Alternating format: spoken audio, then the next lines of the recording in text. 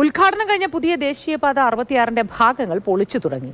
Thalassery Mahe ബൈപ്പാസിൽ Pallur signal ഒഴിവാക്കി അടിപ്പാത നിർമ്മിക്കുന്നതിന്റെ ഭാഗമായാണ് ദേശീയപാത പൊളിച്ചു പണിയുന്നത്.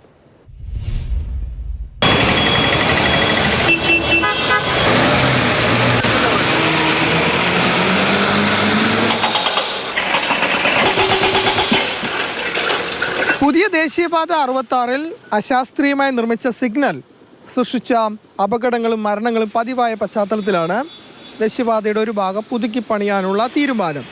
ഇതിപ്പോൾ പള്ളൂർ സിഗ്നലാണ്.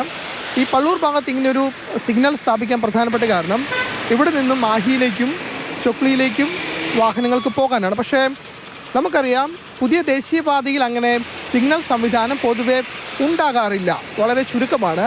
അങ്ങനെ 18 കിലോമീറ്ററാണ് മാഹി തലശ്ശേരി ബൈപ്പാസ്. ആ 18 കിലോമീറ്ററിനുള്ളിൽ ഇങ്ങനെയൊരു സിഗ്നൽ നിർമ്മിച്ചതാണ് അപകടങ്ങൾ പതിവാകാൻ കാരണം. അങ്ങനെ മരണങ്ങളടക്കം സംഭവിക്കുകയും ചെയ്തു. ഇപ്പോൾ ദേശീയപാതയുടെ ചില ഭാഗങ്ങളാണ് പൊളിച്ചു തുടങ്ങുന്നത്. അങ്ങനെ പൊളിച്ച് ദേശീയപാത ഉയർത്തി ഒപ്പം ഇപ്പോഴുള്ള പാത അത് അടിപ്പാതയാക്കി മാറ്റാനാണ് തീരുമാനം. ആ നിലയിലുള്ള നിർമ്മാണമാണ് പുരോഗമിക്കുന്നത്. ഇതൊരു അശാസ്ത്രീയമായിട്ടുള്ളൊരു സിഗ്നലാണ്.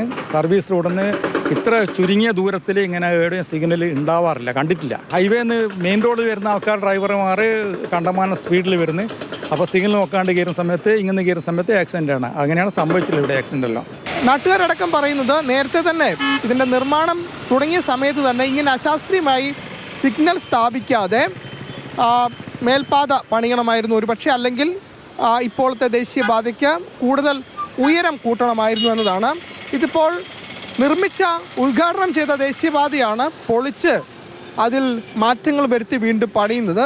ദേശീയപാത അതോറിറ്റിയെ സംബന്ധിച്ചിടത്തോളം അതിൽ കൂടുതൽ പണം നഷ്ടമാകുന്നു എന്നതാണ് ഏറ്റവും പ്രധാനപ്പെട്ട കാര്യം. പക്ഷേ ആളുകളെ സംബന്ധിച്ചിടത്തോളം, യാത്രക്കാരെ സംബന്ധിച്ചിടത്തോളം ഈ അപകടങ്ങളും ഒഴിവാക്കുക എന്നതാണ്. അതുകൊണ്ട് എത്രയും വേഗം നിർമ്മിച്ച് അപകടങ്ങൾ ഉണ്ടാക്കുന്ന സാഹചര്യം ഒഴിവാക്കണമെന്നതാണ് യാത്രക്കാരുടെയും നാട്ടുകാരുടെയും ആവശ്യം. കണ്ണൂരിൽ നിന്നും വിനോദ് മൊറാഴയ്ക്കൊപ്പം ഫെലിക്സ്, മാതൃഭൂമി ന്യൂസ്.